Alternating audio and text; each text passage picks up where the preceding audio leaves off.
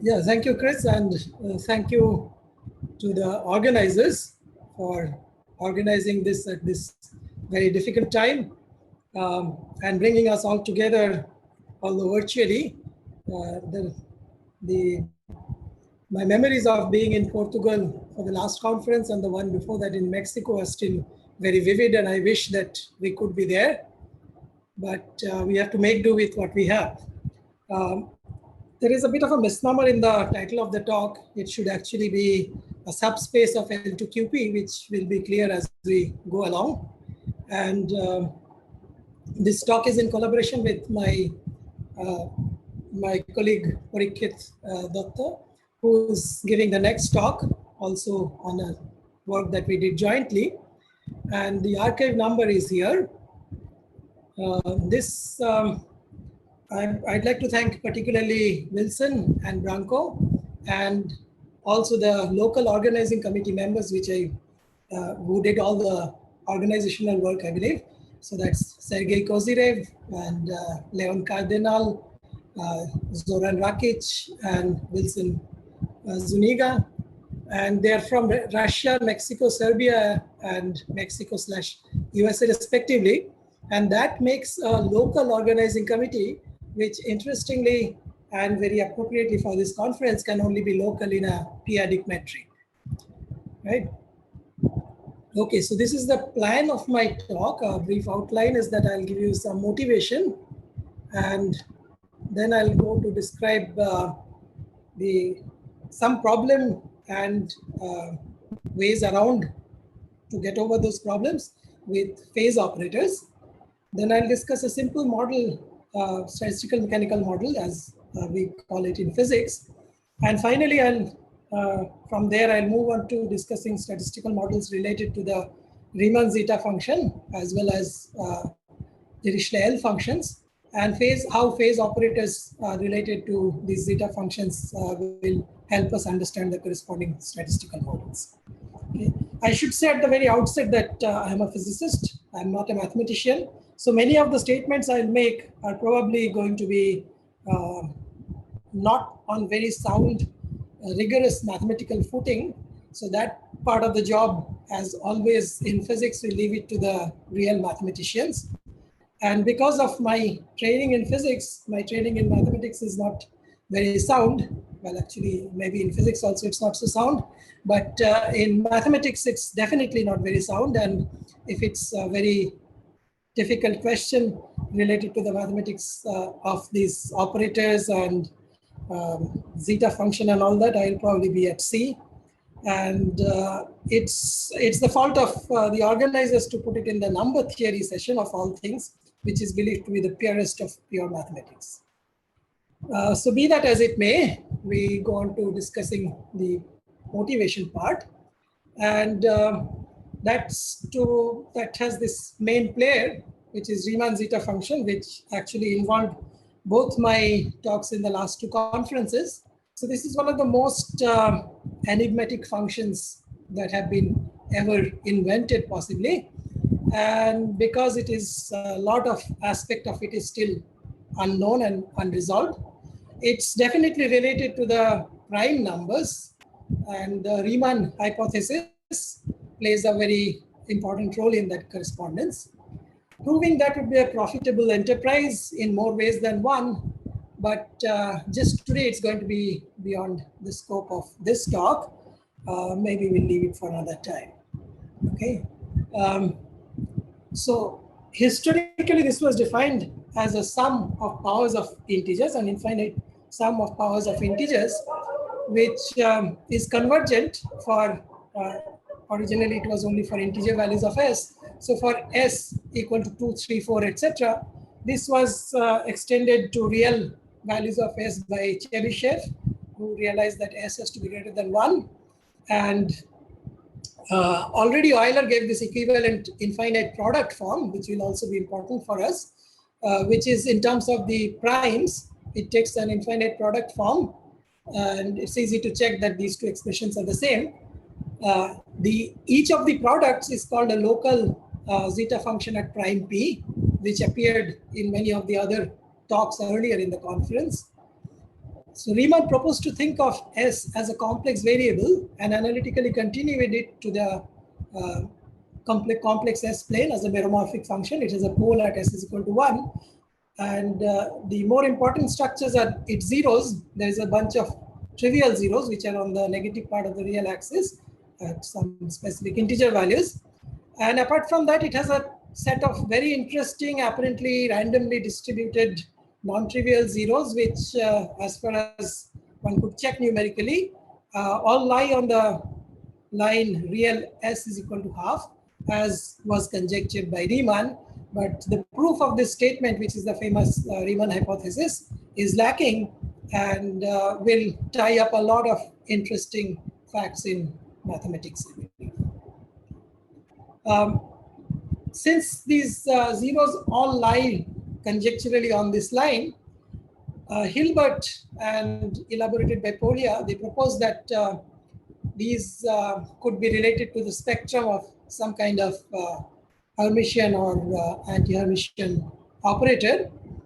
And physicists took this cue, motivated also by some related results from random matrix theory, to realize this set of functions, this kind of zeta functions and its cousins, as partition function of some kind of so-called quote-unquote physical quantum or statistical mechanical systems. Okay, so our effort is in the spirit of that kind of construction. I should mention that there is a long line of work in this direction, and I'll be able to mention only a subset of that. There is a so-called prime on gas model, an hypothetical gas of particles which has some given energy spectrum to relate it to the zeta function.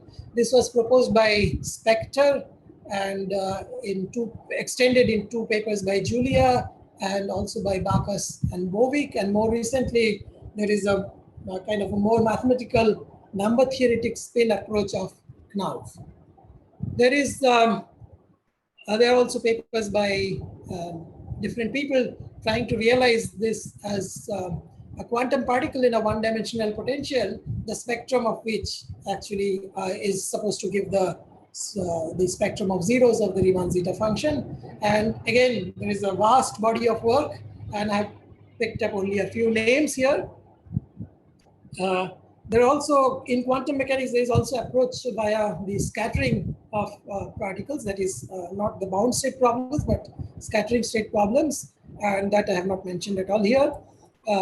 There is a original random matrix model approach in which it was seen that the correlation function of the zeros seemed to have a qualitative similarity to the correlation function of the eigenvalue distribution of a ensemble of random unitary or Hermitian matrix models. And there are again a really large literature on this, starting with papers by Bohigas and collaborators. And more recently, I take this opportunity to advertise a little bit of our work in collaboration with Chattopadhyay, the second speaker, Parikshit, and also another collaborator, Shubhankar Datta. And this is published in Nuclear Physics B. I talked about it in Mexico. In the random matrix model that we consider, we actually do a reverse engineering. That is, we start with the zeros and try to construct a matrix model. And in fact, we consider each of the local factors and consider matrix model for the local zeta functions. And then we try to put it all together to define a matrix model for the full zeta function. Some of the ingredients, that is players in this approach, are Vladimiroff derivative on the on complex valued functions on the p-adic line QP, and in fact a subset of that. These are square integrable complex valued mean zero functions on QP, and spanned by wavelets that were first discussed by Sergei Kozyrev, who is in the audience. The reason for considering partition function and its zeros also have some sound motivation from some results in statistical mechanics. These come from the fact that if you take a statistical system, it is a function of several parameters. One of the parameters is the temperature, or the more precisely the inverse temperature, which is 1 by the Boltzmann constant times T. This is called beta. And also any of the externally applied field, like a magnetic field for a spin system, or electric field for electric dipoles, or if you have any other kind of degrees of freedom, you can always couple them to some external field. These will also be parameters. In this approach of considering this partition function as function of these parameters, they are usually analytically continued to complex values of these parameters, as was, I'm not sure if it was done first by Yang and Lee, but they profited from considering that and showed that if you do that, then this partition function have a set of zeros in the complex plane of in terms of the complex values of these parameters, and in some certain statistical systems show what are called phase transitions in physics, which is that as you change the parameters of the system, the qualitative behavior for the system suddenly changes. For example, water can turn from water to ice or to gaseous phase, and in fact, this is more to do with the gaseous water turning into gaseous phase, that is into vapor. And in terms of external parameters like pressure and temperature, you can go to a point where this signifies what is called a second order phase transition, and that leads to an accumulation point of these zeros, which the zeros are off the real line, which is a physical parameter for this external field, and they pinch the real line. They come very close to the real line with a infinite number of points that are coming very close to the real line, and that signifies a breakdown of analytic properties as a function of the real parameter, and in fact even also the complex parameters, and that signifies a phase transition in the physical system. So studying the zeros of the partition function in terms of its external parameters is a useful thing to do in physics, and we believe that these zeros also, I mean, not just us, I mean, people have, for this reason, investigated the distribution of zeros of partition functions of statistical models and their relation to Riemann zeta function. Okay. So what we'll do today is to propose some very simple-minded statistical system related to the Riemann zeta function as well as the family of Dirichlet functions. But for the second part, which is the Dirichlet function, I'll be very brief because it's essentially a very straightforward generalization of the first part that I'll discuss in somewhat more detail. And as I mentioned, that since I'm not a mathematician, I will not go through any of the proofs, which is a canonical way a mathematician gives the talk. So I will only make the statements for the proof as they maybe mean quote unquote proof, because many of them are not rigorous in the sense of mathematics, are to be found in our paper, which is on the archive. So we'll also see that why the phase operator is relevant, and the phase operator is going to be in some sense canonically conjugate to the Hamiltonian of the statistical system. So now I'm going to discuss the phase operator and in relation to a very simple quantum system, that is the simple harmonic oscillator. The problem that is faced in constructing the phase operator of a simple harmonic oscillator is the kind of problem that is one faces generically in constructing a phase operator for any of the quantum statistical systems. The spectrum of the Hamiltonian is discrete in this case for the simple harmonic oscillator, as is probably familiar to most of the people in the audience, that an example of the discrete spectrum in quantum mechanics is the canonical example is a simple harmonic oscillator defined by the quadratic Hamiltonian half p square plus half omega square x square. I've set m equal to 1, and I'll also set h bar equal to 1. So classically, we can very simply solve this system. The phase phi is omega times t, where omega is the so-called angular speed, or this related to the frequency of oscillation of this oscillator. And the solutions are given by x is equal to essentially an amplitude a times e to the power I phi, which is this phase, and a star e to the power minus I phi. I have set an uninteresting initial phase to 0 in writing this. and P is determined in terms of X, in terms of essentially its time derivative. So that's the expression that is there. And the Hamiltonian in this approach is just omega squared times mod of A squared, which is the square of the amplitude. When you go to when you go to quantum mechanics, what we do is we impose the canonical quantization rules, which is that X and P commutator bracket is I. X and P are operators in some Hilbert space, which is spanned by the space of states of spanned by the states of the quantum system. In this case, the harmonic oscillator. And the operator X can be written in terms of what are called the raising and lowering operators, which actually increases the discrete energy levels, not increases, takes you from one discrete energy level to a discrete energy level which is immediately above or below it. And in terms of those, X hat is equal to 1 by square root of 2 omega A plus A dagger, and P is I times square root of omega by 2 A minus A dagger. Okay. So the dagger is in terms of it's the Hermitian conjugate, as is a standard notation that is what we use in physics. The Hamiltonian can be written as omega times A dagger A plus a half. This half is the typical characteristics of the quantum system, is the ground state energy, which is not zero, unlike the classical oscillator, but that will not be important for us.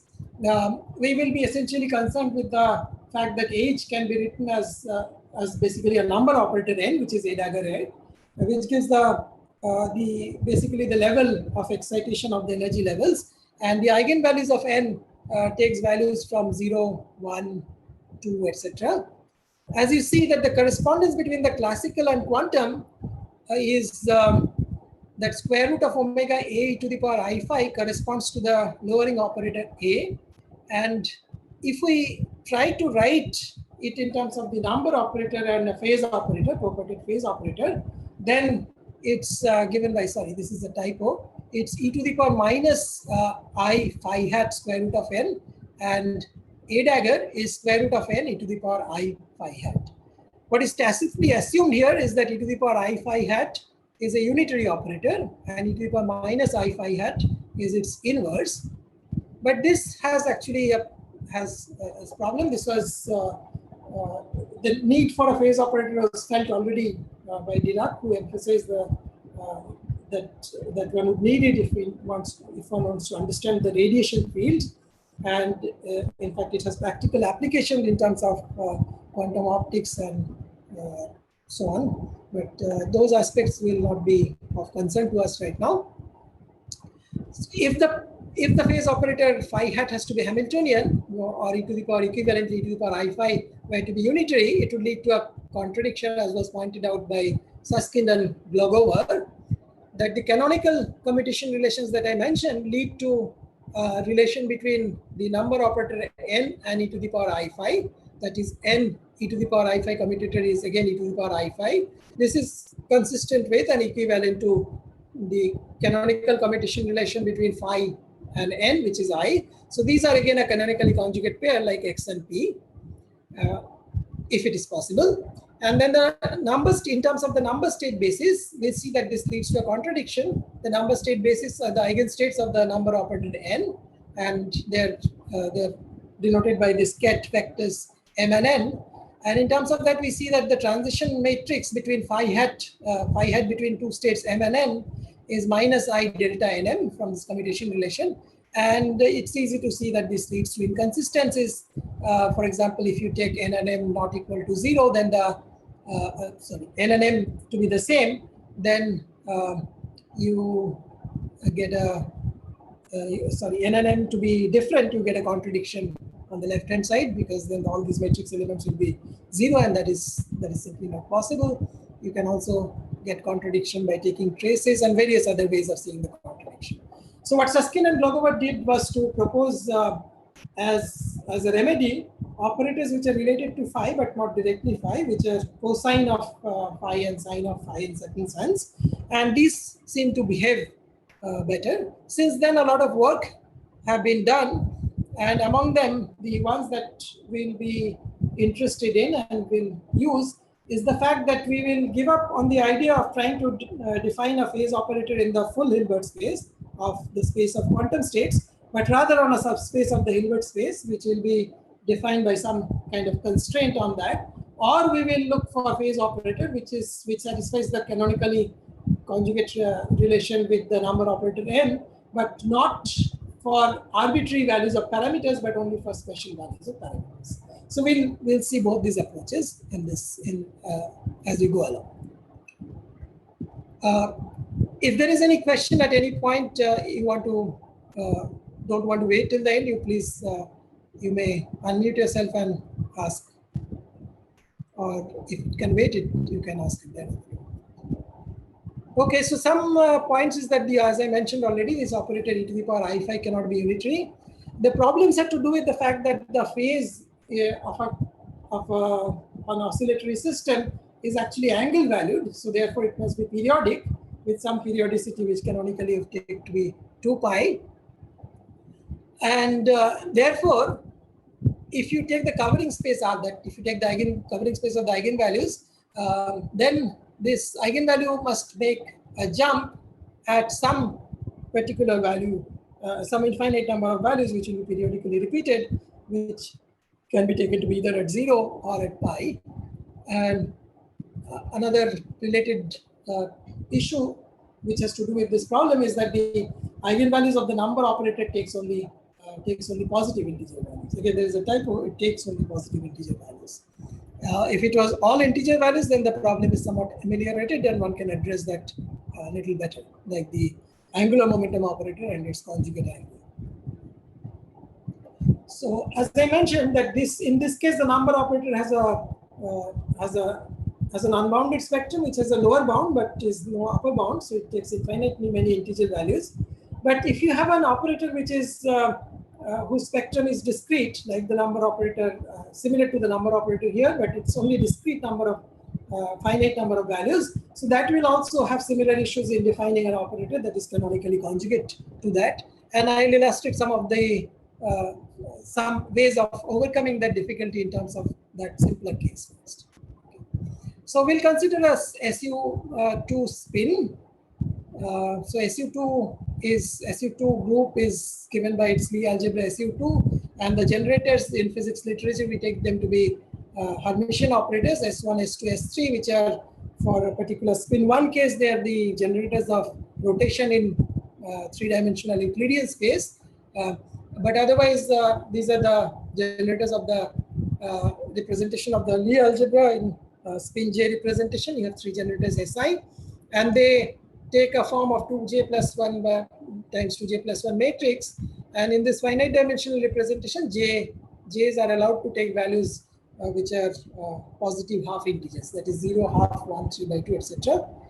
And the basis for the vector space that consists of the eigenstates of the number operator, the spin operator here, which is the third component of spin taken normally in the physics literature, is given by this ket vector m, and m takes values from minus j up to plus j in integer steps. Okay. So these are the eigenstates of S3. The eigenstates of a phase is actually a unitary transformation, or equivalently a discrete Fourier transform of these states. Just for convenience or in anticipation of what I'm going to introduce later, I will introduce an additional parameter, a real parameter b in this. So the phase that I would write will not be periodic modulo 2 pi, but periodic modulo 2 pi by b. And the phase eigenstate are this discrete Fourier transform, sum over m from minus j to plus j e to the power imb times phi k. Phi k is some parameter again, real parameter m, and we take phi to the specific values because this is a discrete Fourier transform, 2 pi by b into 2j plus 1 times k, where k again takes values minus j to plus j. Using the properties of the number operator, one can check that this gives you an orthonormal basis, and these eigenvalues phi k are defined modulo 2 pi by k, 2 pi by b. So now we define a phase operator which is canonically conjugate to S3, again quote unquote canonically conjugate, by the spectral decomposition. So that is phi hat is phi k times the bra vector phi k, ket vector phi k. This was defined, it's actually related to a construction due to Pegg and Barnett first, and then by Agarwal and Simon. One can show using the properties of the number operator and its completeness of its eigenstates that if you take this phi operator and conjugate it with e power b beta s beta times b times s3, so that is the left hand side of this relation, then that is equal to what is there on the right hand side, which is an apparently complicated relation for the parameter beta, which will now allow to have complex values. There are two cases that one can consider. If you take beta to be equal to 0, or actually more precisely, beta to be equal to minus I times 2 pi n by b, that is all the periodic images of beta, the point beta equal to 0, then this relation becomes a trivial identity. On both sides, you find that phi hat is equal to phi hat essentially.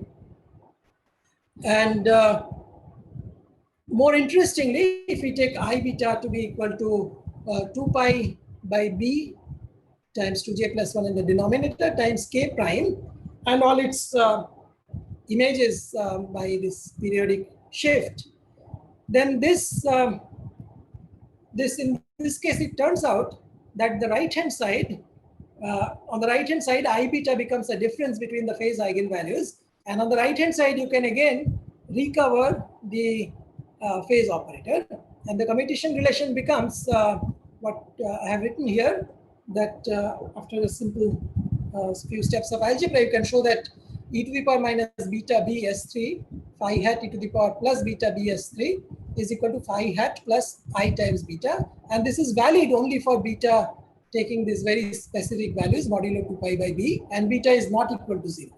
You'll see that only beta equal to 0 is a real value. The other betas are all imaginary, purely imaginary. And this is the sense in which I said that we can get something like the canonically conjugate relation at very specific values of the parameter, which in this case is beta. So this relation is called a shift covariance relation, and this may be rewritten as a commutator bracket between phi hat and e to the power beta b s3, which on the left hand side we have the commutator, on the right hand side we have I times beta e to the power beta b s3 again, and this is true only for this very specific imaginary values of the parameter beta. Okay, so now I'm going to, using this, I'm going to discuss a model in statistical mechanics where we'll use this kind of phase operator and find the relation between some properties of the phase operator and the partition function of the statistical model. How am I doing with time? About half an hour, halfway through. Okay. So take a one-dimensional lattice. So there, it's a one-dimensional lattice. Right now, let's consider finite lattice, but eventually we'll consider what is called a thermodynamic limit, in which the number of lattice points can go to infinity. So we level the lattice sites as by integers. At the nth site, we have an SU2 spin sigma n, which can take values in the spin j representation. So its S3 eigenvalues will have 2j plus 1 possible values. And we'll subject this to a local magnetic field Bn, which couples to the third component of the spin. So the more common system in physics is to put a constant magnetic field.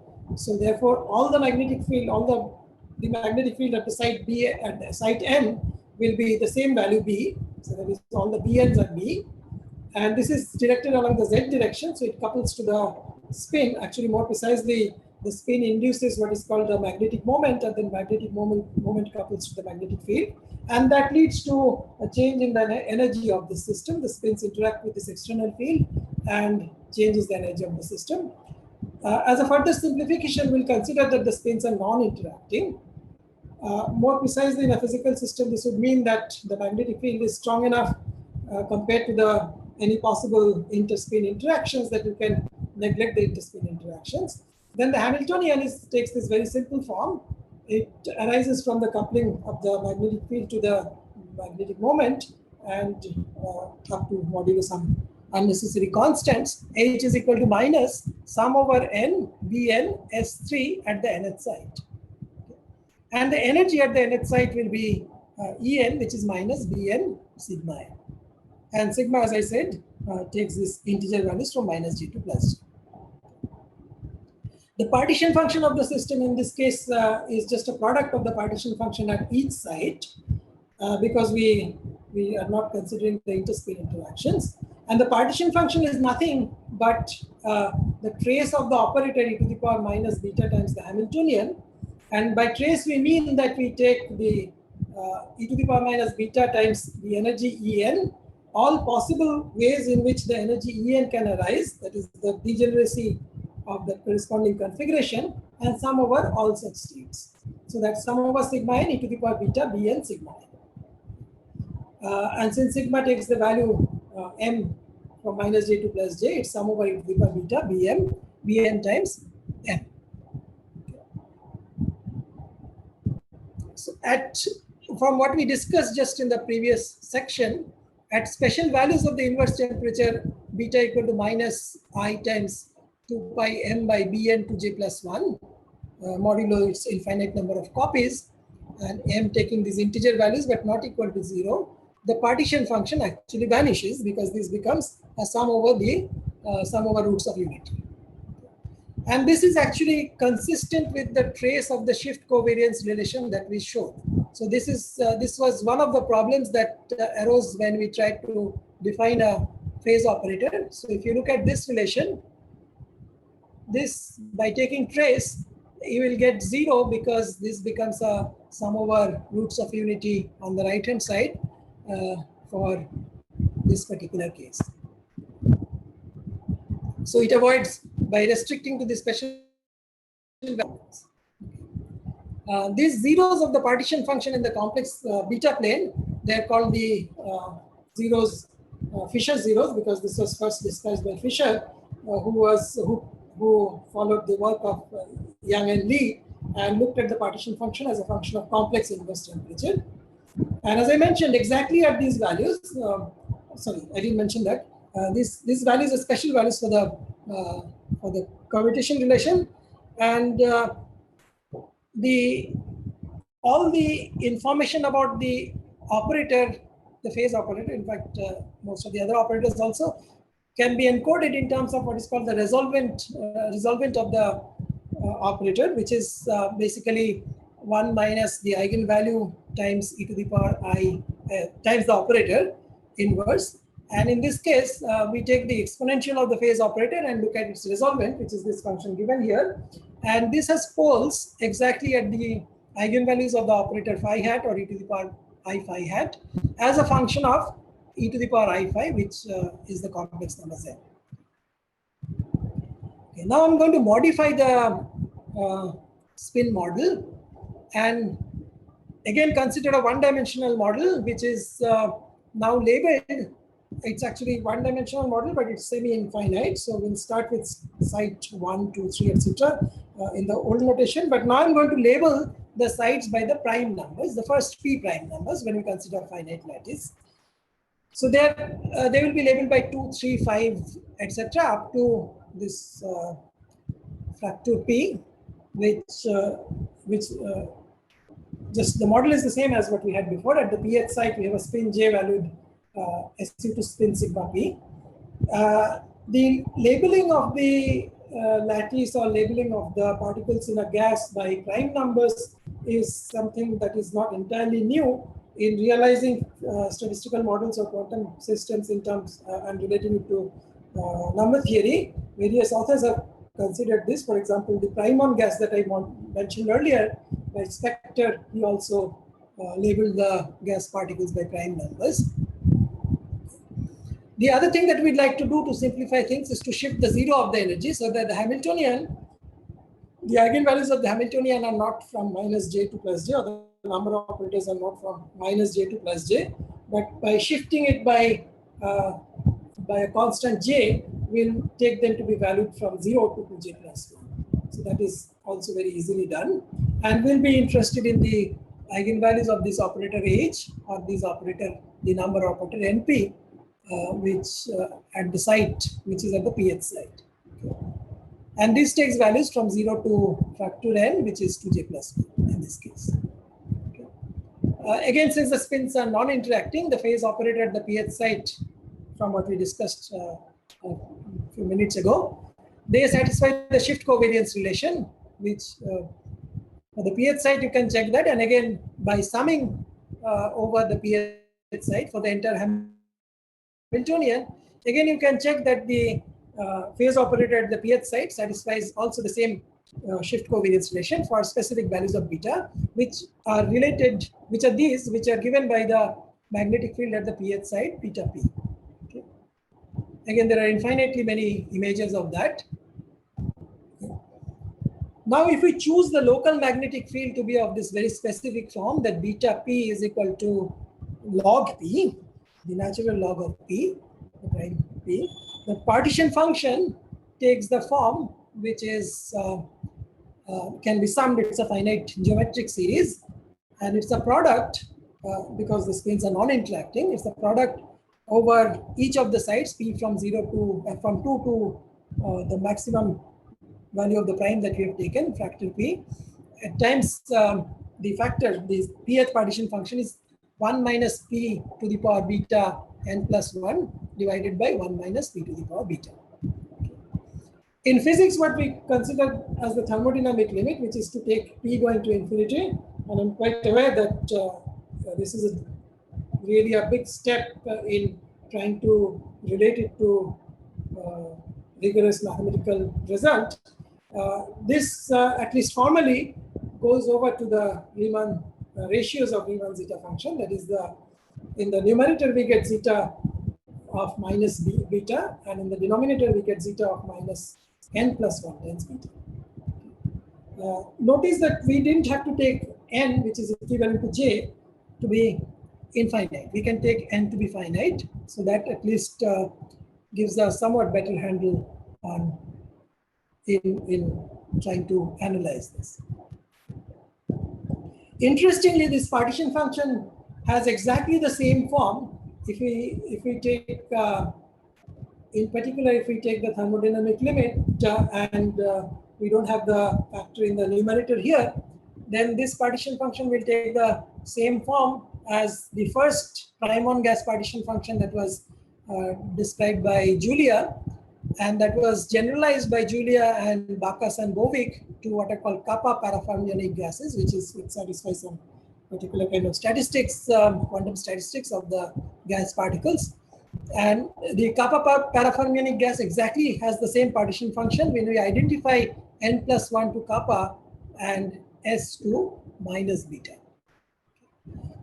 We didn't do that, but it would be interesting to try to relate the parafermionic variables to spin, the spin degrees of freedom in terms of which we have defined this. So possibly the Riemann gas model and the spin model that we are discussing are related in some ways that we haven't quite investigated. As we see that zeta as a function of beta has zeros, z, the partition function z as a function of beta has zeros at the non-trivial zeros of the zeta function. This is from the numerator. From the denominator, we see that it has a zero, one single zero at beta equal to minus 1 by n plus 1. This is the only real zero, but it is at a negative value of the inverse temperature, so it is unphysical in that sense. The trivial zeros of zeta minus beta are not zeros of the partition function because this cancels between the numerator and denominator. There are additional poles which come from the zeros of the zeta in the denominator, which will be not of real interest to us. The non-trivial zeros of the partition function are actually the Fisher zeros in the complex beta plane of the partition function of the spin model, and they do not have any accumulation point on the real line, because we know, at least near the real line, we know how the zeros of the zeta function behave, and conjecturally the zeros of the zeta function are all isolated. In fact, they are also believed to be simple zeros. So these zeros are not related to any phase transition. And this is consistent with the fact that in the simple spin model that we considered, we don't expect to see any phase transition. The spectrum of the phase operator is encoded in terms of its resolvent. In particular, we can take the trace of its resolvent and study its analytic properties as a function of the complex eigenvalues or complex eigenvalues of phi or e to the power I phi. And this can be analyzed by looking at at the structure of its singularities using Mittag-Leffler theorem. We of course assume that we can use that for finite p. That should not be a problem, but this is a subtle issue when you take the p going to infinity limit. We can rewrite the singular part of this in terms of a derivative of the log of the ratios of this partition function actually, and therefore in terms of the log of the zeta functions, and that is true for real part of e to the power I phi greater than 1. This we got from the spectrum of the phase operator, and this can be related to the partition function of the spin model because of the relation between the zeros of the partition function and the poles of the trace of the resolvent that we have discussed in terms of the. So now I'll go on to discussing the phase operators that are related to will be related to the Riemann zeta function. I have discussed the phase operator for each site, that is phi hat p, which satisfies a canonical, quote unquote, canonical conjugate relation with the Hamiltonian, the full Hamiltonian. But that has a problem of plenty since we have a phase operator for each site phi, each site p. But if we take the sum of these phase operators, so that is phi p for each site, this actually does not have the desired shift covariance relation, because in finding the shift covariance relation, we have to restrict the values of the parameter beta and its periodic repetitions. Since we have taken the magnetic field to be log of p, the different sites have incommensurate periodicity, and that spoils the shift covariance relation. So we don't have simple shift covariance relation in terms of this naive total phase operator phi p, sum of phi p. So what we'll do is why is this not showing here? What we'll do is we'll propose two solutions to this problem. The first one is what we call the aggregate phase operator, and this we define as its action as e to the power I phi hat if the eigenvalue of phi p, the purported operator, phase operator, at the pth site, okay, that is actually defined. So phi hat p, if only one of the eigenvalues of phi hat p is not 0 and all others are 0. So that is one, and exactly one eigenvalue of phi hat p is not 0, all the others are 0. If two or more of the phi hat p at different sites are non-zero, then by definition our aggregate phase operator will be identical. So this we can write in more compact form. So it takes this form e to the power I phi hat p, which is at the pth site. Everywhere else it's identity, and if it is it's more than one site, it is not 0, then it is actually just the identity operator.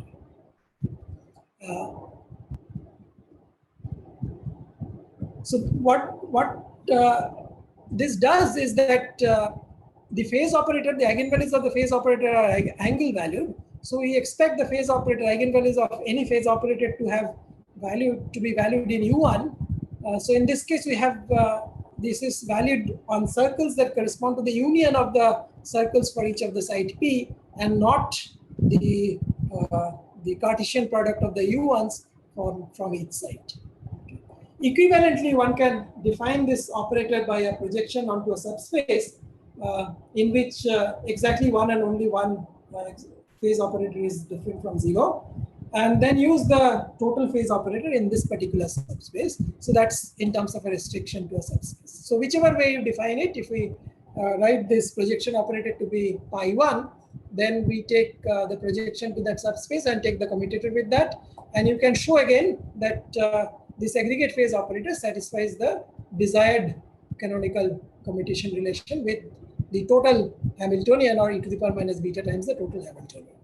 And this holds in this subspace for all values of beta, 2 pi by k bp n plus 1, and modulo 2 pi by bp for all particular values of bp, and bp is actually log p. I should mention that in several examples in defining phase operator in quantum theory, the domain of the canonical commutation relation is not the entire Hilbert space, and that is how the problem of defining a phase operator is evaded in the modern literature in quantum optics and related fields, and also more mathematical foundations of quantum mechanics and so on. So in the thermodynamic limit p going to infinity, again with a caveat that it's at the physicist level of rigor, a closure of this subspace is needed to obtain the closed subspace in which this relation must be valid, and a proper definition actually requires the subspace to be closed, and we'll have to this technical condition has to be checked more carefully. So except for a pole at phi equal to 0, the analytic properties of the trace of the resolvent of this aggregate phase operator can be shown to be related to that of the partition function, which is given in terms of the ratios of the Riemann zeta function. So now I go to discuss the other phase operator. I have about 5 minutes, I guess. In terms of the basis of the eigenstates of the number operator n, we define the phase operator as follows. It's I times the ket m bra n divided by m minus n. M is not equal to n. So this is actually for the simpler, I'm going back to the simple model of the discrete spectrum, the number of operator with a discrete spectrum, or a semi-discrete spectrum even, but in this case I've taken the discrete spectrum. So this kind of operators and the corresponding matrices are what are called Toeplitz matrices, which are very widely studied, and there's a huge literature on them. It's established that they have well-defined eigenvalues with a compact support and corresponding eigenvectors. But unfortunately, there is no closed form expression that exists for these eigenvectors and eigenvalues, except for very special class of Toeplitz matrices, for example, circular matrices. But the Toeplitz matrices of the form that we are interested in, they are not of that kind. Nevertheless, for this kind of Toeplitz matrices also, we have checked numerically that the eigenvalues are actually compactly supported, and one can find the corresponding eigenfunctions, except that there is no, at least we couldn't find any pattern to write a closed form expression. If we write a state phi as an arbitrary linear combination v and n in terms of these number operators, then it can be shown that the canonical commutator phi of phi and n on the state v gives you I times v if and only if the sum of the coefficients v n add to 0. This commutator therefore holds in a codimension 1 subspace of the full space of states. For example, one can choose this Vn to be roots of unity, as was first shown by Galindo. That again, this commutation relation can be satisfied, but at the cost of restricting it to a subspace of the full space of states. Now we come back to the Riemann zeta function, where actually we have a semi-definite,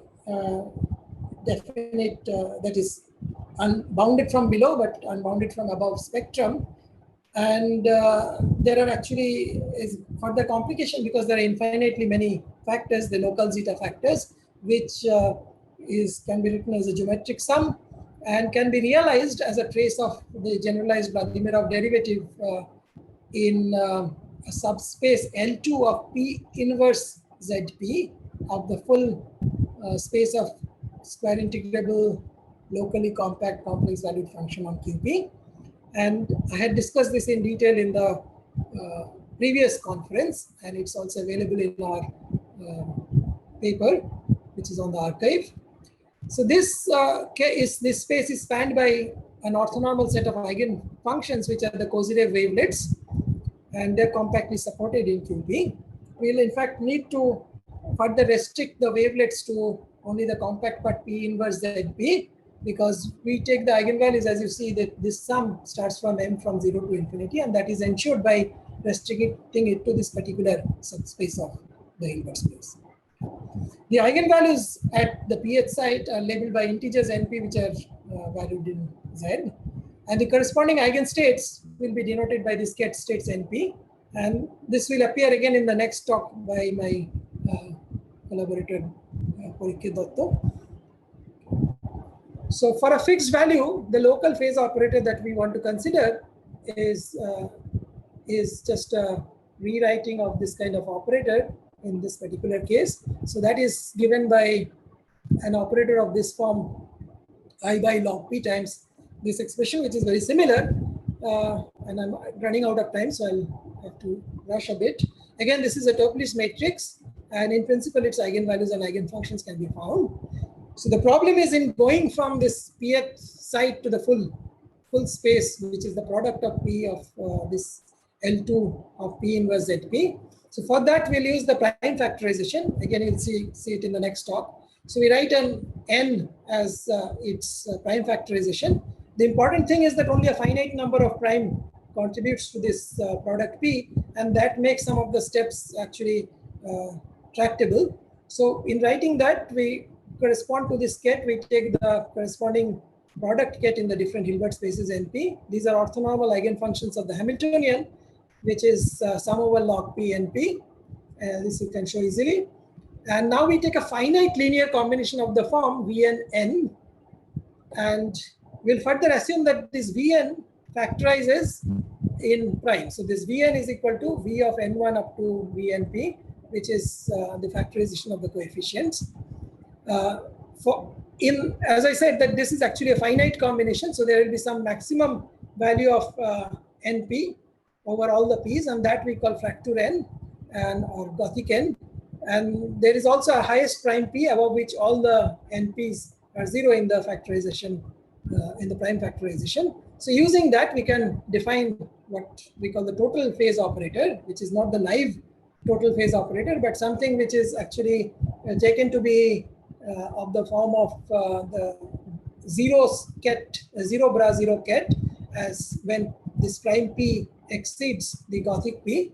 Otherwise, it has a form which is similar to what we discussed for the finite case. Okay. So since there's a finite part of the Hilbert space compactly valued, this is non-trivial.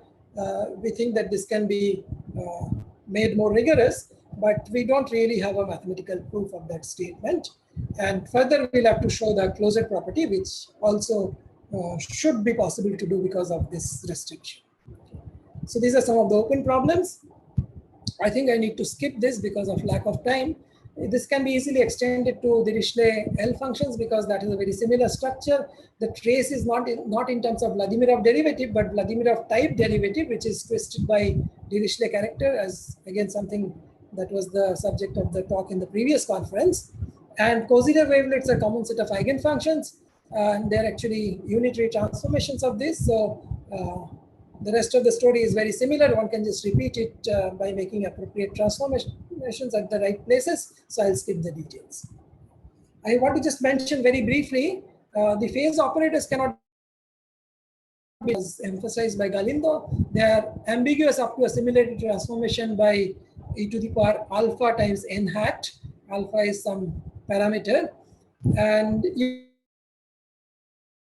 shift covariance relation holds in a subspace of codimension 1 of the full Hilbert space. Because it holds only in a subspace, this statement is actually non-trivial. Otherwise, it would have been a trivial statement in the full Hilbert space. So using this, one can choose specific values of alpha to relate the Riemann, the phase operator related to the Riemann zeta function to the phase operator related to the Dirichlet L functions. And there is a comment in the paper, which in our paper,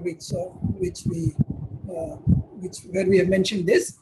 Okay. And this is actually related to the other unitary transformation as well.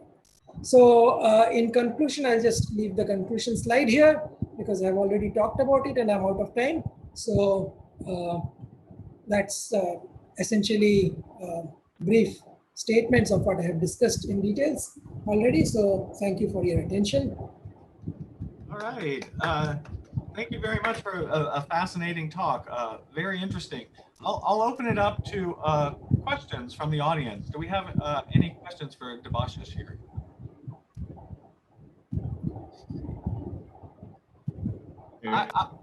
Yeah, Wilson. No, I am just curious. Debashis, in one expression, you have a partition function for a spin glass with a parameter P or Gothic P. Then you consider a product of these partition functions where P tends to infinity. So my question is it possible to say something about the limit, the physical meaning of the limit P, Gothic P tends to infinity in the partition function of the spin glass?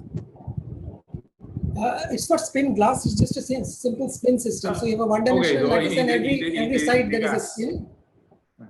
Every side there is a spin. So the lattice has some number of sides, which is labeled by, in the first case, labeled from 1 to n, and later I labeled them as 2, 3, 5, 7, etc. by prime numbers up to Gothic P.